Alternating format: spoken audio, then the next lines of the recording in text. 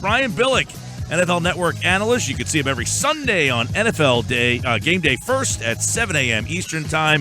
And Thursday Night Football continues this week. We told you Dolphins-Penguins. That's exclusively this week on the NFL Network. The kickoff 8:25. You can hear the game here on 97.3. We bring Coach Billick into the conversation as the NFL kicking into high gear. Coach, we welcome you to the program. How are you?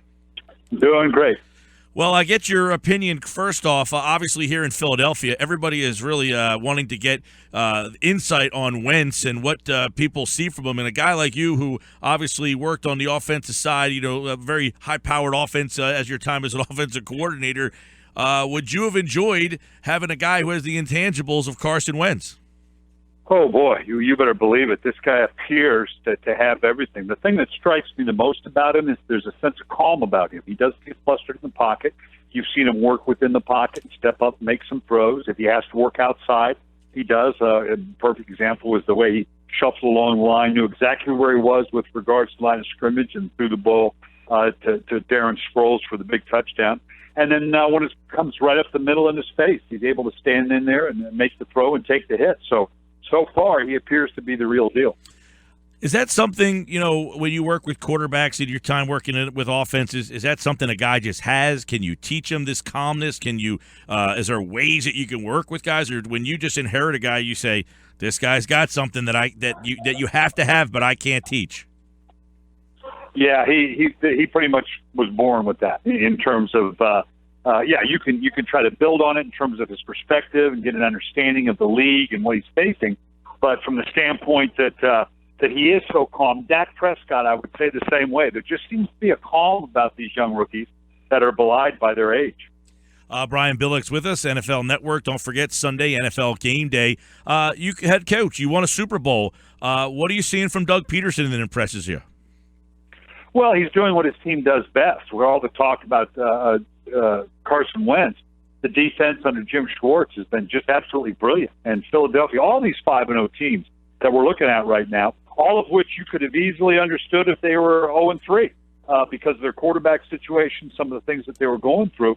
You have to be impressed with all of them. But I think the defense of the Philadelphia Eagles, along with Carson Wentz, has surprised some people, and they are definitely a legitimate playoff, not only playoff contender, but to be the best team in the NFC. Hey, what is it about guys? Schwartz has been a head coach in this league, and it didn't go well for him. Sometimes he doesn't have the talent, but what that makes him such an outstanding coordinator, but maybe not the right fit as a head coach. Well, I don't know that that's the case for Jim. I think obviously in Detroit didn't go quite as well as you'd like. I think he may get another opportunity to see if there was a better fit for him.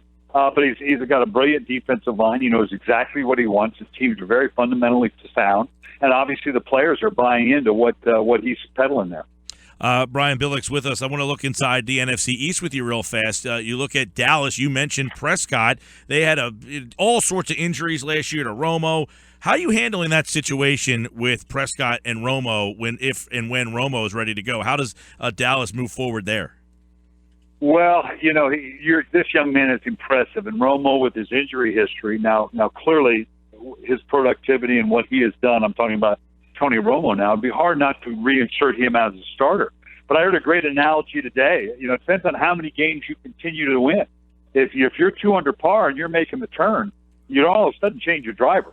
I mean, you stay with what you're doing. So the more they continue to win, the more confidence. And clearly he's going to be a quarterback for them for the future. Tony Romo, given his injury history, where he's at, it's going to be interesting to see, particularly if they can get a couple more wins under their belt, to see if they'd make that change to Tony Romo. At the very least, this allows Tony Romo to really make sure that he's fully healed before he comes back. They'll see Chip Kelly and the 49ers this week. Let's look at what's the problems right now with the Redskins. They won last week, still a little sloppy. Kirk Cousins was brilliant last year, not as good this year. What are you seeing with the Washington Redskins, that got them off to that 0-2 start?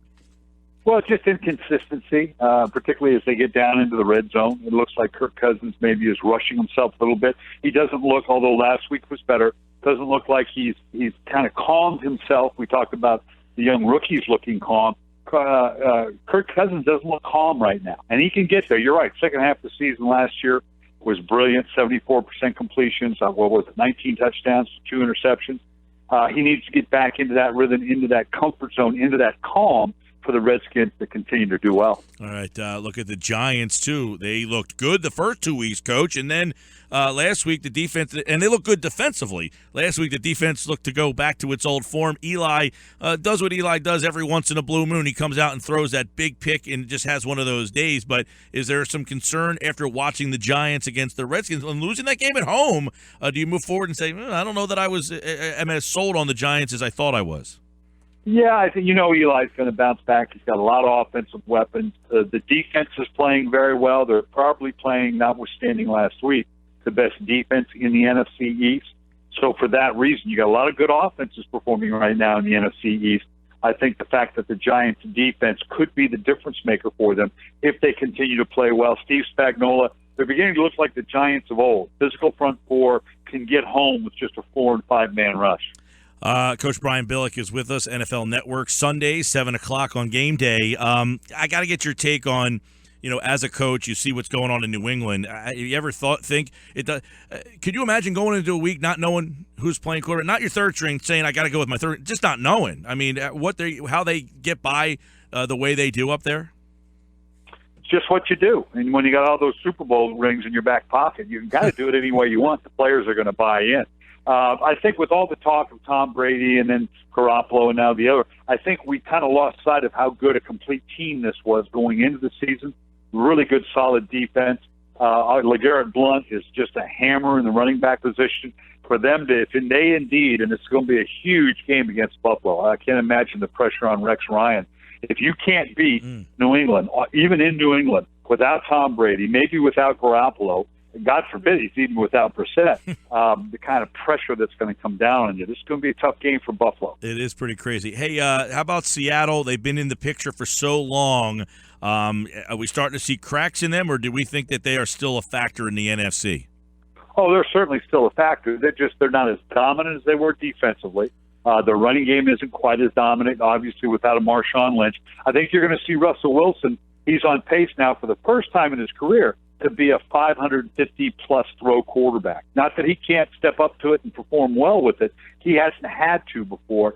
Now he's going to have to, and particularly with a kind of a porous offensive line, it's going to be a challenge for him. That's the thing I'm looking for this weekend against the New York Jets. The Jets I thought were looking magnificent the first couple of weeks. I was ready to anoint them the Super Bowl-bound Jets, and then they come up and have a stinker game like they did, just like Pittsburgh did as well. So they're not alone in that regard.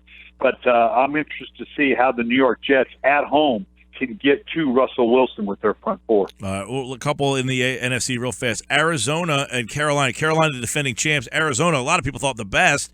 Both struggling along here. Should we be concerned about those two teams?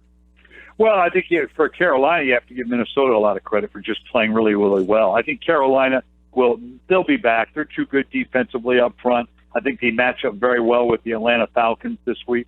Again, I don't know on the Falcons that they're going to be able to force Cam into that 35 throw where he's a little more vulnerable when he does that.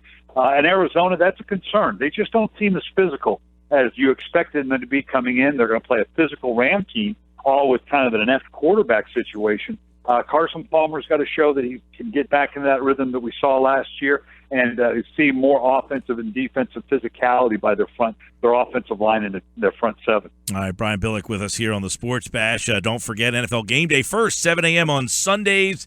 And Thursday Night Football is back tomorrow night. Dolphins-Bengals exclusively on the NFL Network. Coach, we appreciate a couple minutes. Glad to do it.